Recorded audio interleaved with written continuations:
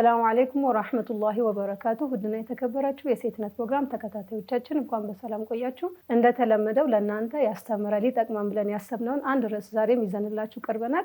ለእናንተ ያስተምራል ይጠቅማል ብለን ያሰብነውን ርዕስ እንደተለመደው ይዘን ቀርበናል።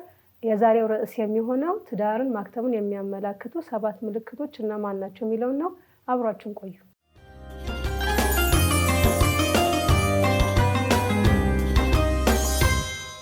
ተመልሰናል።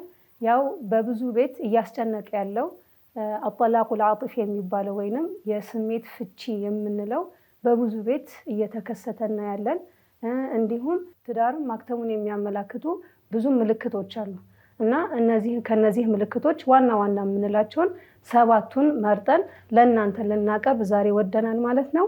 እና እናንተም አንዱን ሁለቱን ከቤታችሁ የሚታይ ከሆነ ቀድማችሁ እንድትጠበቁ ቀድማችሁ ማድረግ ያለባችሁን ጥንቃቄዎችን ማሻሻል ያለባችሁ ነገር እንድታሻሽሉ በማለት ያው ዛሬ ይሄን ርዕስን መርጠናል ማለት ነው።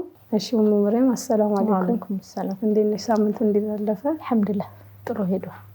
ያው ዛሬ 7ቱን ምልክቶች ትዳር ለማክተሙ 7 ምልክቶች አንድ ባንድ እያነሳን እናያለን ብለናልና እስቲ ከመጀመሪያው ካንቺን ጀምር። ያው እንደሚታወቀው ትዳር ከማክተሙ በፊት ወይም ፍቺ ወደምንለው ነገር ከመግባታችን በፊት አስቀድመው የሚታዩ ምልክቶች አሉ።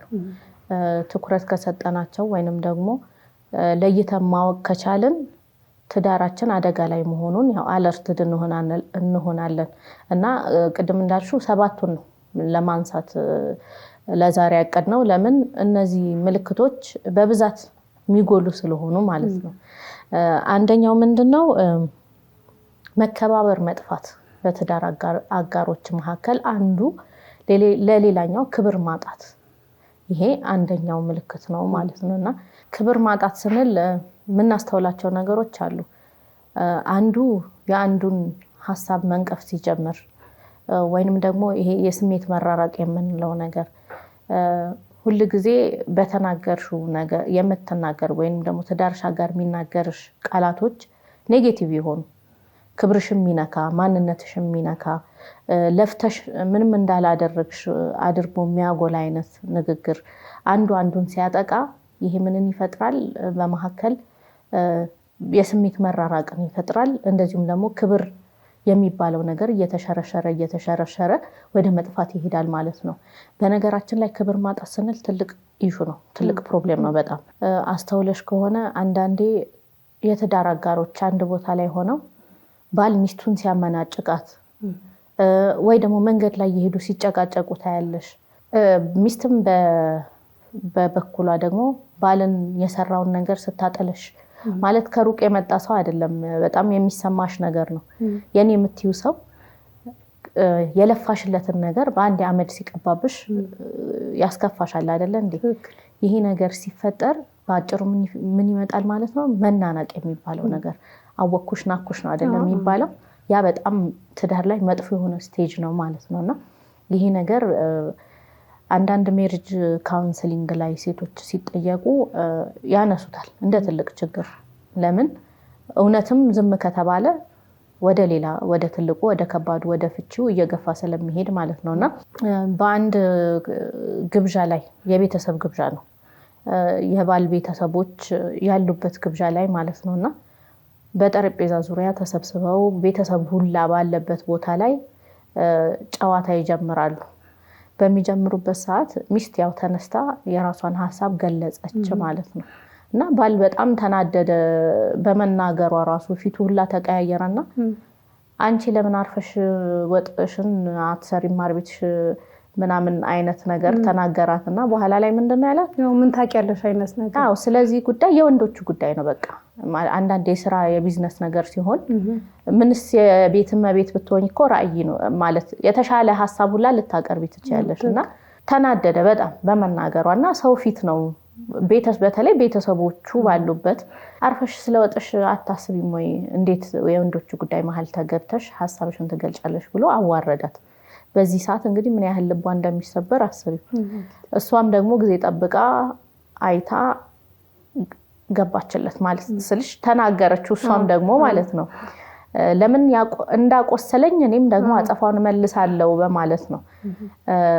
አንተስ ደግሞ ወንድ ነኝ ብለህ እኔ ሆኜ ነው እንጂ ማን ቤቱን ቀጥ አድርጎ ያኖርልህ ነበር በዚህ አቋምህ ምናምን ብላ ተናገረች ማለት ነውና አሁን የዚህ አይነት ነገሮች እየበዙ ሲሄዱ በተለይ እንዲ ፐብሊክ ቦታ ላይ ቤተሰብ የሷ ቤተሰብ የሱ ቤተሰብ ባለበት ቦታ ላይ ቃላት መወራወር መጠቃቃት ከጀመሩ ይሄ ከባድ የሆነ መከባበር ማጣት ክብር ማጣት እንዳለ የሚያሳዩ ምልክቶች ናቸው ማለት ነው።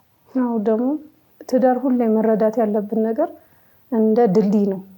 ስለዚህ ድልድይ እኮ በአንድ ሳይድ ብቻ አይቆምም፣ ግዴታ ሁለተኛውም ሳይድ ያስፈልጋልና አንቺ ከባልሽ ክብር እንደምትፈልጊው መረዳት እንደምትፈልጊው እንደሆነ ሁሉ ባልሽን ካንቺ ያኛውን ነገር ኤክስፔክት ያደርጋል።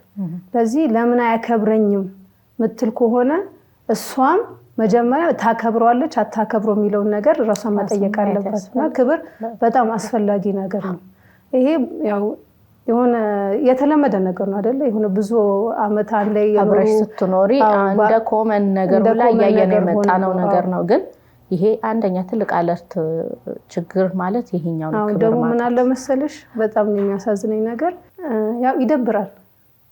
አንቺ ሰው ማትፈልጊው ነገር ሲያሰማሽ ሚስትም ለሱስትለው ደስ አይልም። ግን ልጆች ፊት ለፊት ሲሆን ደግሞ ያስጠላል። ይሄው አባታችሁ ሁሌ እንደዚህ ነው፣ እናታችሁ እንደዚህ ናት፣ አቃጠለችኝ፣ ምን ቁም ነገር አላት፣ አባታችሁ ሁሌ ያረጋሉ ይላል እንጂ አያረግም።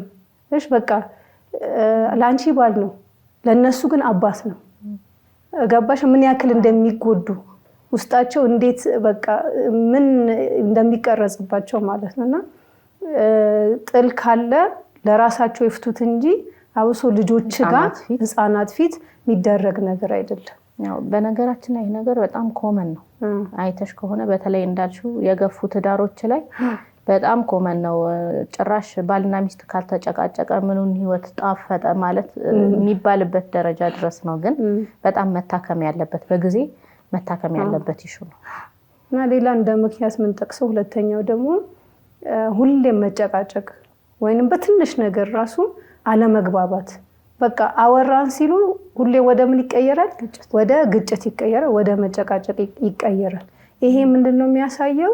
ውስጣቸው ብዙ ነገር እንዳለ የታመቀ ነገር አሁን ግንፍል እንደሚሉ ሀታ የሆነ አንዳንዴ እኮ ይገርምሽና ስለ ልጆችሽ የምታወሪው ነገር አለሽ አያሃት ዛሬ ምን እንደሰራች ምናምን ብሎ የምታወሪው ነገር አለ። እሱን ነገር እንኳን ማውራት አይችሉም። ስለ ልጃቸው ኮመን ነገር ሲያወሩ ይጣላሉ። ትንሽ ነገር በቃ ትልቅ ነገር ይሆናል። አሁን ለምሳሌ ከስራ ሲመጣ እንዴት መጋረጃውን ሳትከፍቱት ትንሽ ነገር አሁን ሄዶ ራሱ ማድረግ ጥል ማይፈልግ ሰው አንድ ደቂቃ አይፈጅም። ራሱ ሲሄድ ለምን አልከፈቱትም ብሎ ሊበሳጭ ይችላል። ግን ራሱ ማድረግ ይችላል። ግን በቃ ለመጣላት ትንሽ ነገር ነው የሚፈልጉት ምክንያት አሁንም የሆነ አስተያየት ቢሰጠረሱ ሚስት ዝም ብለህ ብላቡ ምናምን ነገር ጀመረ ምናምን አይነት ነገር በቃ ትንሽ ነገር ምን ያደርጋቸዋል? ያጨቃጭቃቸዋል። በቃ ምንም በሰላም ምግብ እንበላለን ብሎ አሁን ሌላ ቦታ ቢሄዱ ራሱ አንድ ምግብ ሳያዙ አንድ ሰዓት ሁሉ ሊያልፍ ይችላል። በቃ ይሁን አይ ሁሌ አንተ የፈለከው ነው እንደሚሆነው ምናምን በቃ ይሄ ምንድነው እየተጠራቀመ ያለ ነገር አለማግባባትን ያመጣል። ለምን አሁን ችግሩ እኮ እሱ ሆኖ ሳይሆን በቃ ውስጣቸው ቆስሏል። የታመቀ ነገር ስለፈስ ያለበት እንደተባለው ነው። እንደሱ ነው። ሌላ ደግሞ ምንድነው ያኛው ሰው የሚያደርገው ነገር ሁሉ ስተት ሆኖ ነው የሚታይሽ። በቃ ይሄ ስቴጅ ላይ ስትደርሺ አንድ ጥሩ ነገር አይጥምሽ። ሀታ በቃ አሁን አታክልት ግዛ ትለዋለች። እሺ ብሎ እሷን አክብሮ ሄዶ ለመግዛት ይሄዳል። ከዛ በኋላ ታውቂያለሽ ብዙ ጊዜ ወንዶች ሲገበያዩ መጥፎ ነገር ነው የሚሰጣቸው ስለማያስተውሉ ማለት ነው። ወይ ከመሀል የተበላሸ ቲማቲም ምናምን አድርጎ ይሰጣቸዋል። ወይንም ምንድነው ካለችው ሊስት አንድ ነገር ያጎላል ይረሳዋል ማለት ነው። ቤት ሲመጣ ምን ነው የሚታየው? ጉድለቱ ብቻ ነው የሚታየው በቃ። ከዛ ትንሽ ነገር ነው የምትፈልገው። ኦኬ ይሄ ሁሉ አመጣህልኝ ሳይሆን እንዴት ያኛውን ነገር ትረሳለህ? በቃ ክርክር ነው የሚፈልጉት። በቃ የሚሰሩት ስራው ላይ የሚገፋቸው ወደ ጸብ ነው። አንድ ነገር እንኳን ተስማምቶ ማውራት አይችሉም ማለት ነው። ይሄ ሲታይ ያው ግዴታ ሪሌሽናቸው ወይንም ይሄ ጋብቻ መታከም እንዳለበት ትልቅ ምልክት ነው ይሄኛው። ይሄ ማለት ልንንቀው ወይም ደግሞ አቅለን ልናየው የሚገባ ጉዳይ አይደለም። በየቤቱ ብል ማካበድ አይሆንም። ያለ እውነታ ነው ይሄ። ስለዚህ ማከም ያስፈልገዋል። ሌላኛው ወደሱ ቅድም ደከመኝ ስላልሽ ቡና አምጥተናል። አልሐምዱሊላህ ቡና እየጠጣሽ እናመሰግናለን በጣም። ሌላ ሶስተኛው ፍቅር የድሮ ታሪክ መሆኑ ማለት ስልሽ መጀመሪያ ትዳር ጊዜ ያለው ነገር ይታወቃል አይደለ? ሁሉ ጊዜ ፍቅሩ አለ፣ ደስታው አለ። ፍቅር መኖር ብቻ ሳይሆን መገላለጹ፣ በቃላት መግለጹ አለ፣ መግባት መውጣት አለ፣ ቦታ መቀየር፣ ከዚህ ጋር ወደዛ ጋር ሄደሽ ቦታ መቀየር አለ እና ይሄ ነገር እንዴት ነው መጀመሪያ ላይ የሚያልቅም አይመስልሽም? በቃ ይሄ ፍቅሩ ራሱ እንዴት ነው ሌላ ዓለም ውስጥ ነው የሚያስገባሽ። ጊዜ እየሄደ ሲመጣ ግን ይሄ ነገር ከመጥፋትም አልፎ ወደሚቀበርበት ሞቶ ወደሚቀበርበት ስቴጅ ላይ ይደርሳል ማለት ነው እና ቢኖር ፍቅሩ ቢኖር ራሱ አይገላለጹ።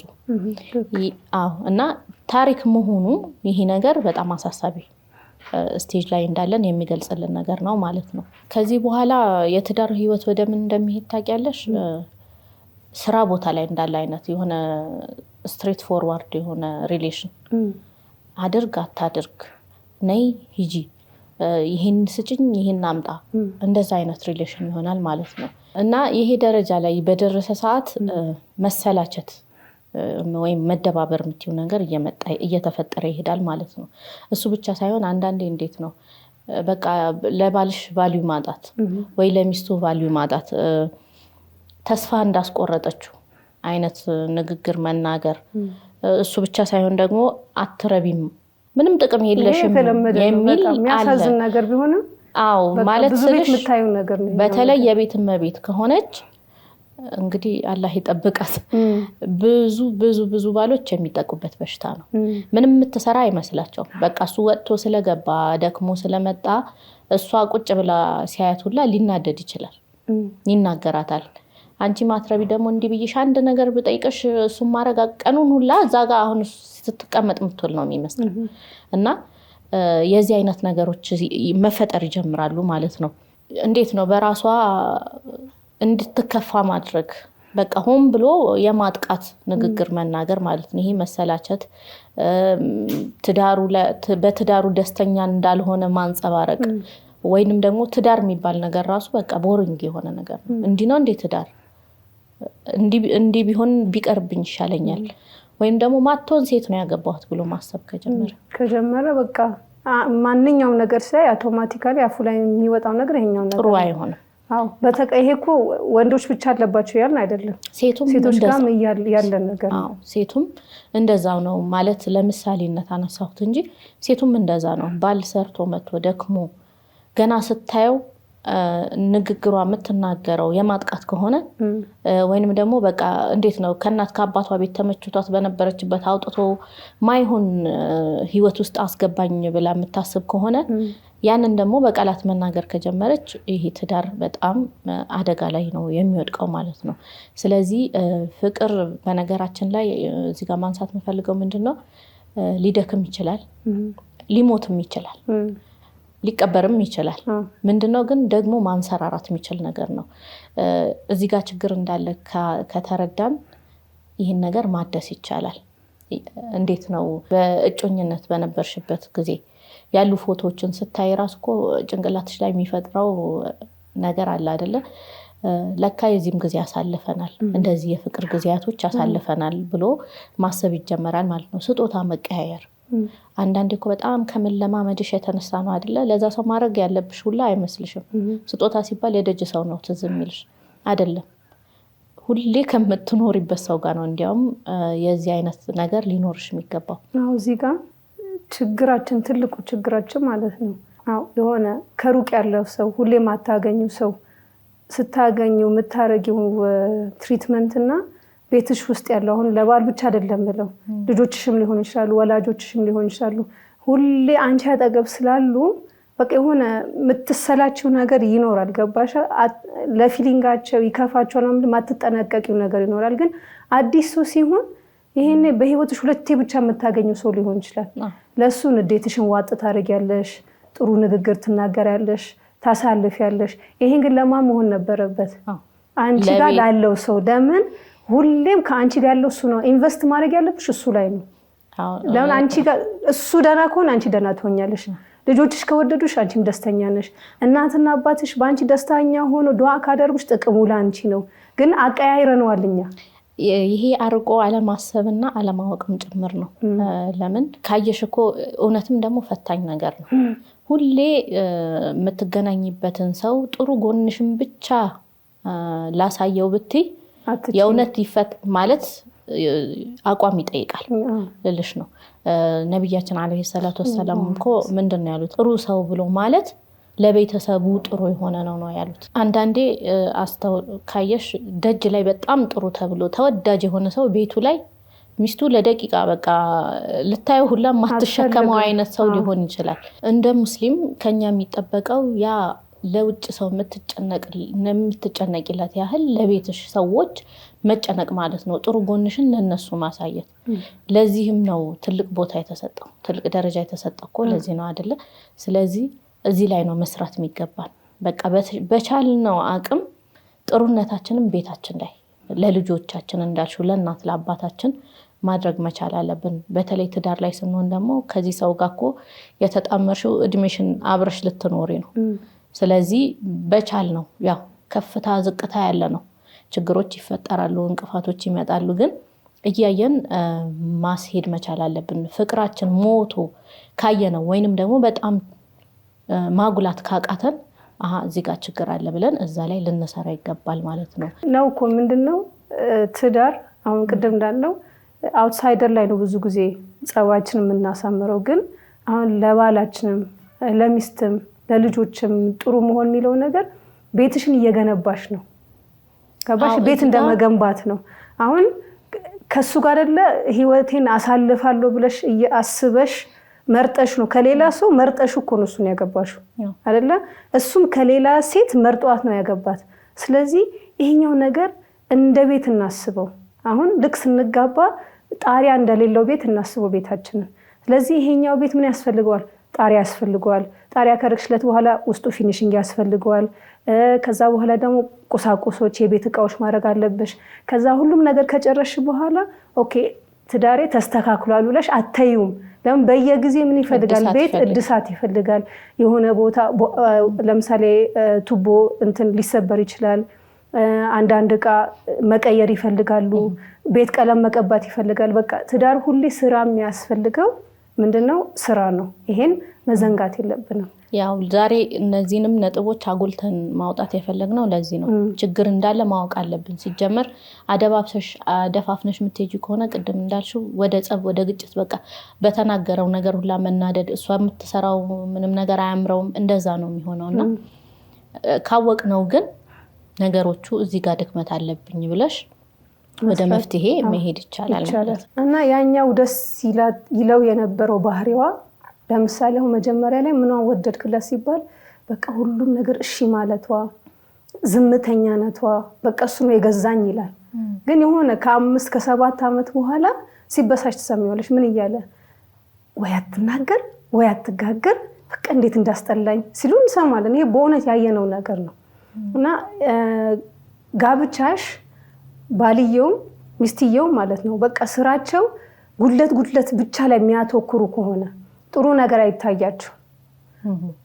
ለምሳሌ አሁን ቤቱን አሳደሰ ልበልሽ፣ ብዙ ብር አውጥቶ ቀለም አስቀብቶ ምናምን እንትን አለ።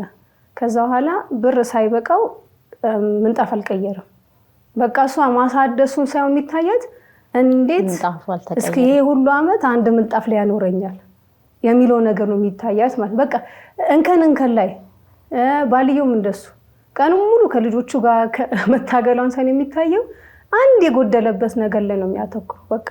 እና ይሄን አይነት ባህሪ ስናመጣ ጋብቻችን ምን ላይ ያለ ማለት ነው አደጋ ላይ እንዳለ የሚያሳይ ነገር ነው ማለት ነው። እሺ ውድና የተከበራችሁ ተመልካቾቻችን ትዳር ማክተሙን የሚያመላክቱ ከምልክቶች ውስጥ ከ7ቱ 4ቱን ጠቅሰናል። የተቀሩትን ደግሞ ካፍታ ቆይታ በኋላ ምን ቀጥል ይሆናል። አብራችሁን ቆዩ።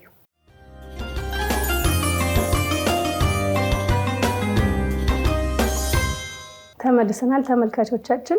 ያው ትዳር እያበቃ እንደሆነ የሚያመላክቱትን አንዳንድ ምክንያቶችን ወይንም ምልክቶችን እየጠቀስን ይገኛል። ከአፍታ ቆይታ በፊት 4ቱን ጠቅሰን አሁን ወደ 5ኛው ምልክት እንመጣለን። መሪየም 5ኛው ደግሞ ምንድነው? 5ኛው ምንድነው? ለትዳር አጋራችን ብለን የምናረገውን ውጫዊ ገጽታችንን ችላ ማለት ወይንም ደግሞ ንጽህናችንን ችላ ማለት ነው። ይሄ ሲባል አውቶማቲካሊ ጭንቅላታችን ወደ ምንድነው የሚሄደው? ወደ ሴቷ ነው አይደለ? ሁሉ ጊዜ ማለት ሴቶች የምንወቀስበት ጉዳይ ነው ይሄ። ግን ጥናቶች እንደሚያመለክቱት በሴቶች ባልተናነሰ ቁጥር ወንዶችም የዚህ ችግር ባለቤት ናቸው።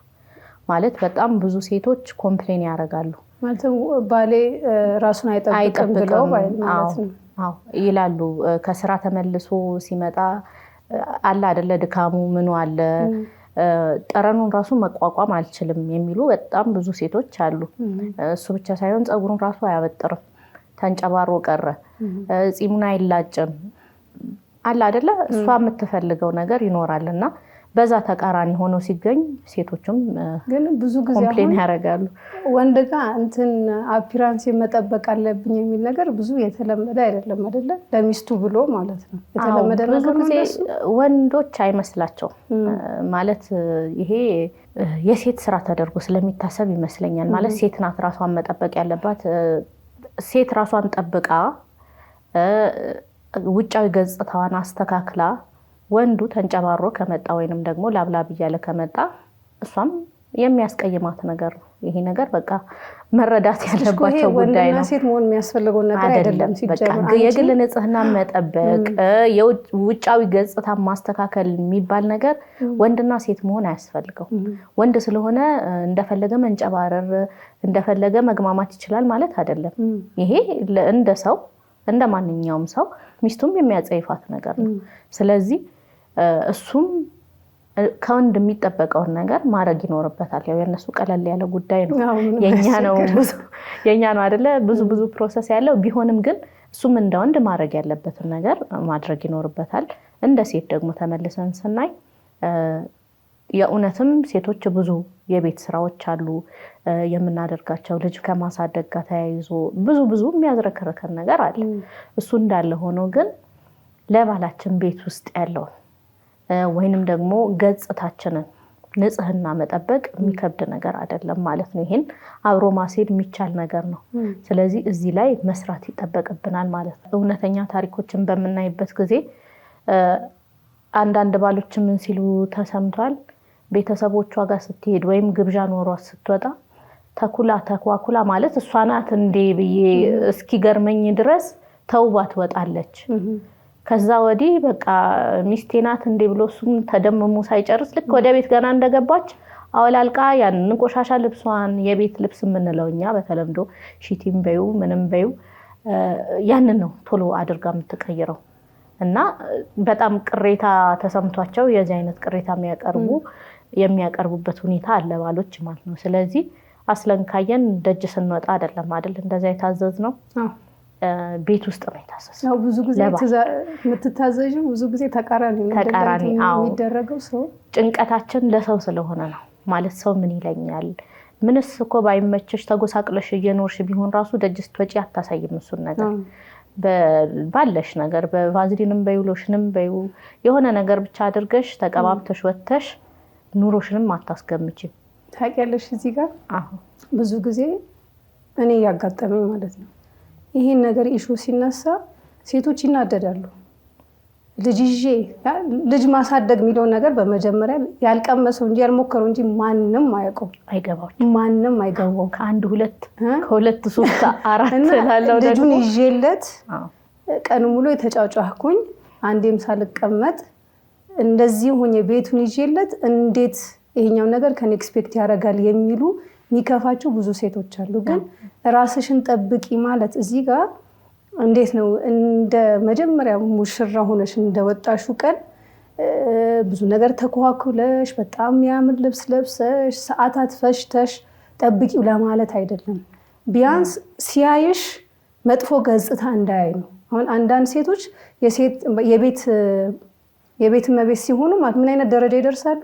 ፀጉራቸው አይበጠርምና የሚቆርጡ አሉ ከመያያዙ የተነሳ። እንደዚህ አይነት ስቴጅ አንድረስ ነው በቃ ሲያየሽ የሆነ ሙረተብ የሆነ አው እኛም ጭንቅላታችን ምን መሰለሽ እያሰብን ያለ ነው ደህና ገጽታ ያላት ሴት ብለን የምናስበው 4 ሰዓት ፀጉር ቤት እኛ ራሳችን ማለት ነው ጭንቅላታችን ላይ የተሳለብን ነገር ስላለ ነው 4 ሰዓት ፀጉር ቤት አባክነሽ ፀጉርሽን አሰርተሽ እንደገና ሜካፕ ምን ተኳኩለሽ እጅሽ ጥፍርሽ ምናምን የሚባሉ ነገሮች አምሯችን ላይ ስለተሳለ ነው እንጂ ቀለል ባለ መልኩ ቤት ውስጥ በቃ ማሳካት የምንችለው ነገር ላይ ትኩረታችንን ማድረግ ይጠበቅብናል።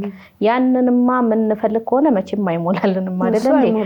5 ልጅ ይዘሽ ሞልቶልሽ ፀጉር ቤት 4 ሰዓት መታጠፊው አይነት ነገር በቃ ይሄ ማይመስል ማለት ቅርብ ያልሆነ ለአንቺ በጣም ሩቅ የሆነ ነገር ነው የሚሆንብሽ። ስለዚህ ያንን ነገር ማለምተን እኛም ደግሞ ባለው ቤት ውስጥ ማድረግ በመንችላቸው ነገሮች ያው ጊዜ ያመጣው ብዙ ነገር አለ አይደል?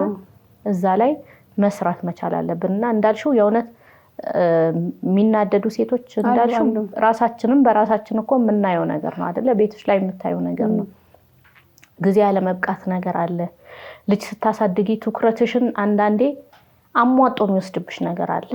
እሱ ብቻ ሳይሆን ከልጅ ልጅ አንዳንድ ቤት ልጅ አይተሽ ከሆነ በቃ ቀዝቀዝ ያሉ ልጆች ያሉበት ቤት አለ።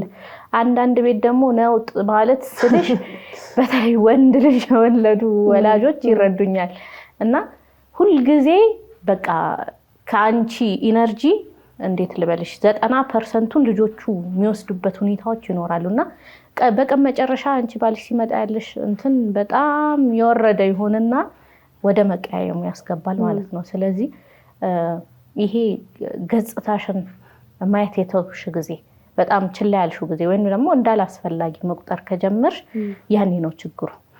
ያኔ ትልቅ ችግር እየተፈጠረ ነው ማለት ነው። በነገራችን ላይ ወንዶች በአይናቸው በሚያዩት ነገር ነው የሚሳቡት። ሴቶች ደግሞ በሚሰሙት ነገር አይደለ? እኛ ሁሌ ጥሩ ንግግር ጥሩ ቃላት ብንሰማ ሌላ ነገር ያን ያህል ላይጎላብን ይችላል። ኑሮሽ ቢመሰቃቀል ወይንም ደግሞ ፋይናንሻል ችግር ቢኖርብሽ ራሱ አይጎላብሽም ያ ነገር። ደህና ነገር ያሰውስ ከተናገረሽ ድረስ በቃ ትረጋጊያለሽ። ወንዶች ደግሞ አይናቸው በሚያዩት ነገር ነው መጥገብ ያለባቸው መጀመሪያ። ይሄን ነገር ለይተን ልናቅ ይገባል። በቃ ሳይኮሎጂያችን እንደዛ ነው። ወንዱ ወደ እይታ፣ ሴቷ ወደ ምንድነው ወደ መስማት፣ ጥሩ ንግግር ወደ መፈለግ ነው የምትሄደው ማለት ነው። ስለዚህ አትሊስት እንዳልሽው ሲያይ የሚያስጠላ ነገር እንዳያይ ነው። ቅድም የነገርኩሽ ታሪክ ላይ ምንድነው ያለው? ተሯሩጣ ቤት እንደገባች ተቀይረዋለች አለ። ያ እንደዛ አምራ ያ ሽንኩርት ነጭ ሽንኩርት ምናምን ማለት የማር ቤት ጠረን ያለው ነገር ይመጣል ድጋሚ እና ያንን ነው የጠላው። ስለዚህ ቢኖረን እኮ ብናረግ ብንለብስ ቤታችን ላይ አይደለ ቢሆን ይመረጣል ማለት ነው። ስለዚህ የዚህ አይነት መዘናጋት ላይ የደረስን ጊዜ ትዳራችን ላይ ችግር አለ ማለት ነው። ይሄን ለይተን አውቀን ወደ መፍትሄ መሄድ ይጠበቅብናል ማለት ነው። አንዳንዴ መፍትሄ የሚሆኑ ነገሮች ቀላል ነገሮች ናቸው።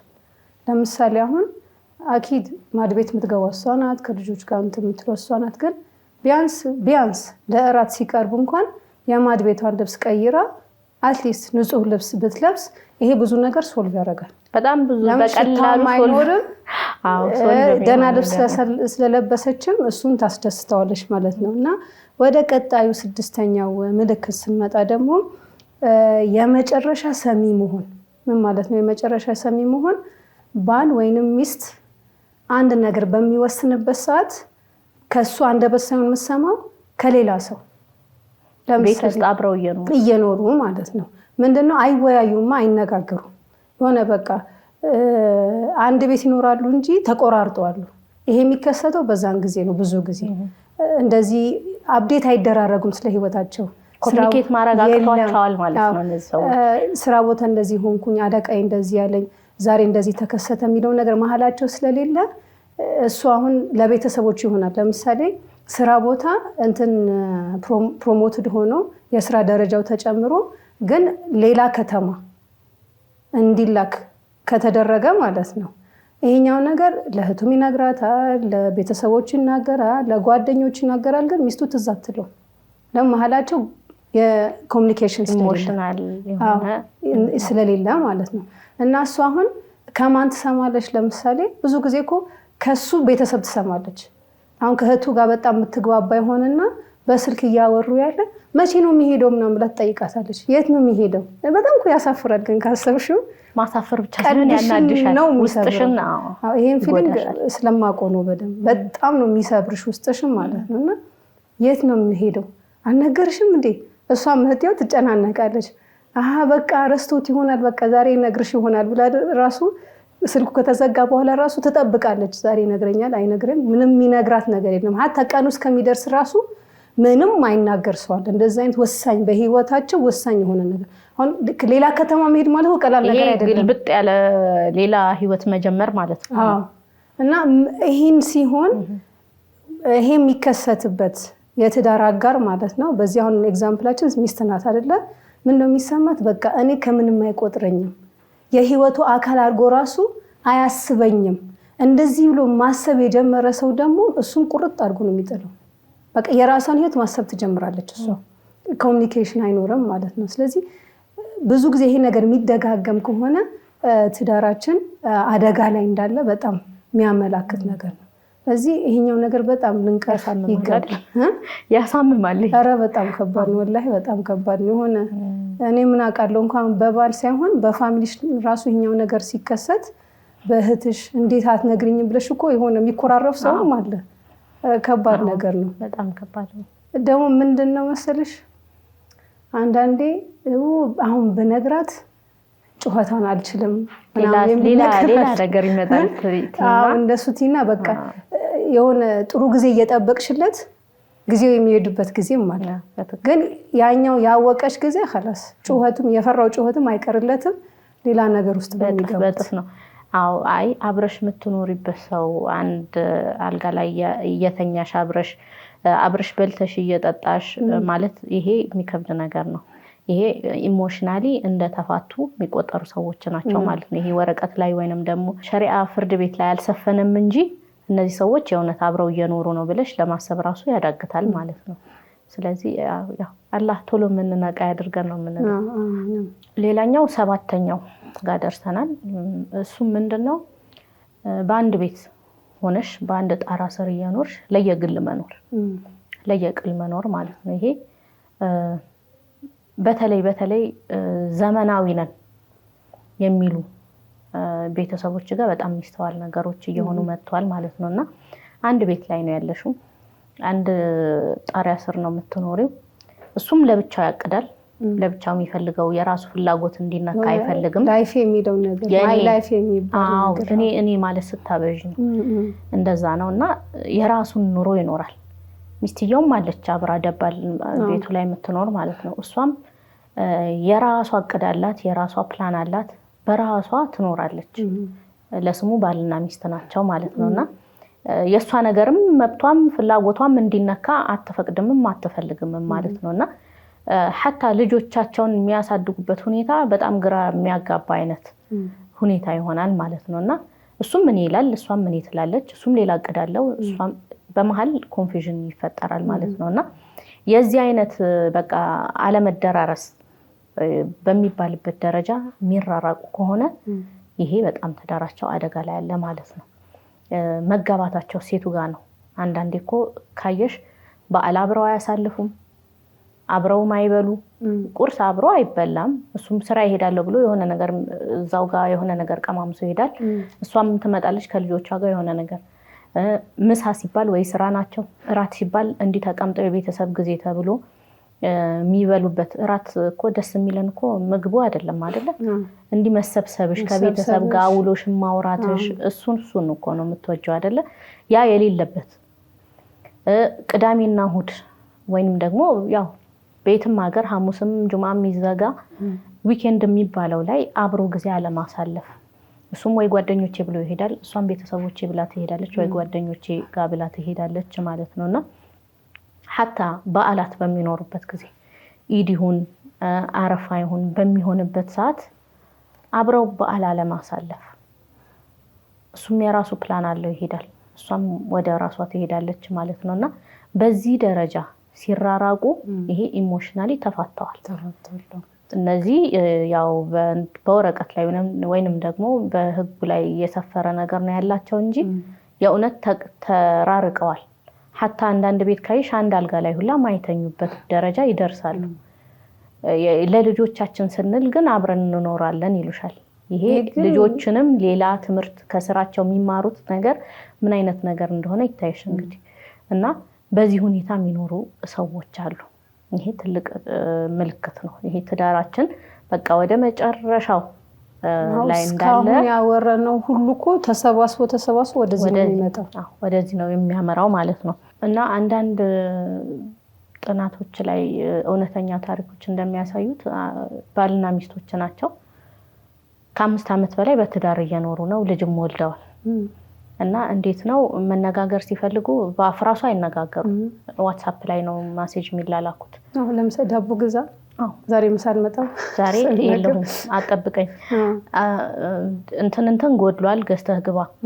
የዚህ አይነት ኮሚኒኬሽን ማለት ነው። ቤት ውስጥ ራሱ ልጆቻቸው ባሉበት እናትየዋን የሆነ ነገር ማለት ሲፈልግ ልጅየውን ሂድ እናትህ እንዲበላት፣ እናትየዋ ደግሞ ሂድ አባትህን እንዲበላው እየተባባሉ የሚነጋገሩበት ደረጃ ደርሷል።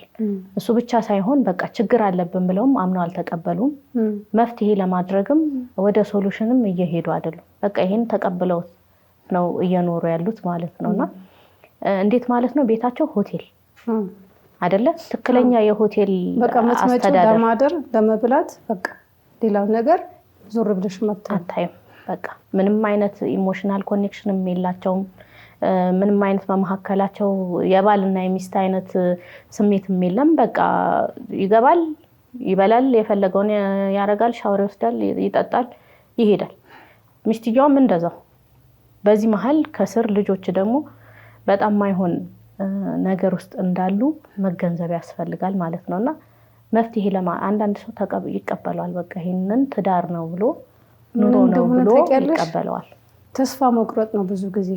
አሁን ቅድም የጠቀስናቸውን ሁሉ ተደማምሮ ነው መጨረሻ ላይ ይሄ ስቴጅ ላይ የሚደርሰው። ለምን እንነጋገራለን ካሉ ጭቅጭቅ ነው።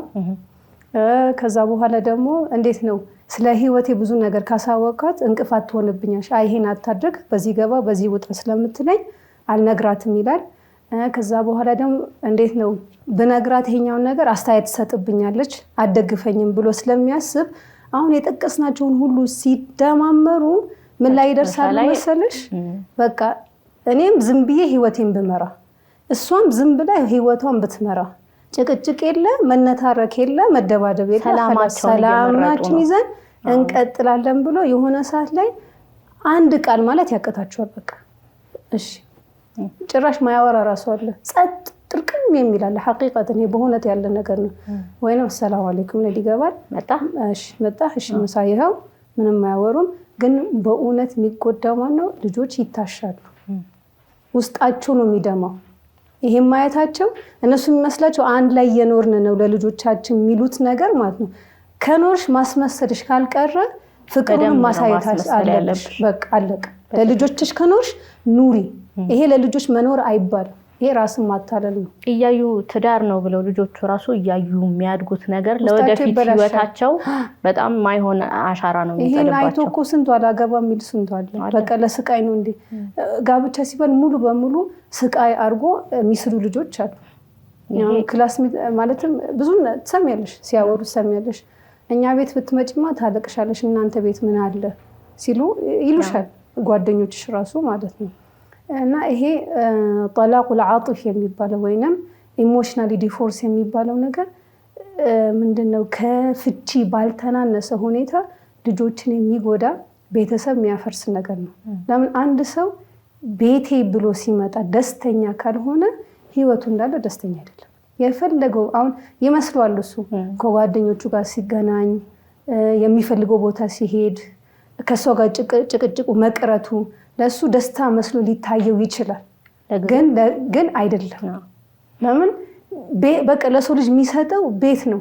አንቺ ለፍተሽ የምትመጪው ቤትሽ ለማረፍ አይደለም፣ ሰላምሽ ለማግኘት ነው። ግን ቤቴ አለልኝ የማይል ሰው ስንቱ አለ ቤት ላለ መግባት መንገድ ላይ ቆሞ እኮ መኪና ውስጥ ይቀመጣል ቤት ላለ መግባት። እውነት ነው። ይሄ ሰላም ከሌለው ይሄ የሚስተዋል ነገር ነው። ቤት ገብቶ ጭቅጭቅ ከሆነ የሚጠብቀው ወይንም ደግሞ በቃ እንደ እስካሁን የጠቀስናቸው ምልክቶች ከሆነ የሚታየው ቤት ሲሄድ የእውነት ቤት ላለመግባት ሁላ ጥረት ያደርጋል። እሱ ብቻ ሳይሆን እዚህ ጋር ማለት የምፈልገው ነገር ምን እንደሆነ ታውቂያለሽ? የሚፈታ ነገር ነው። አሁን ያልናቸው የጠቀስናቸው ስቴጆች ሁላ መፍትሄ ያላቸው ይፈታል ብሎ ማመን ግን ያስፈልጋል። የሚፈታ ካልመሰለሽ ነው ችግሩ። አንዳንዴ ይሄ ስቴጅ ላይ ሲደርስ ቅድም እንዳልሽው በቃ ይሄንን ኖሮ ነው አይ ለልጆቻችን ስንል እንኗኗራለን ብለሽ አክሰፕት ስታረጊ መፍትሄ እያመጣሽ አይደለም። በትክክል ከተፈለገ መፍትሄ ያለው ጉዳይ ስለሆነ እንንቃ ነው የዛሬ መልእክታችን። እንንቃ፣ ቶሎ እንድረስ፣ ምልክቶቹን እናስተውል። ትዳር ማለት ዛሬ የምንጫወትበት ነገር አይደለም። በተለይ በመሀል ልጅ ሲኖር ጊዜ የሚጎዳው ሰው እየበዛ ነው የሚመጣውና አለርትድ ሆነን እነዚህ ምልክቶችን አስተውለን ወደ መፍትሄው እንሂድ። አንዳንዴ ትልቅ ችግር ምን እንደሆነ ታውቂያለሽ? ችግር እንዳለብሽ አለማወቅ ነው ትልቁ።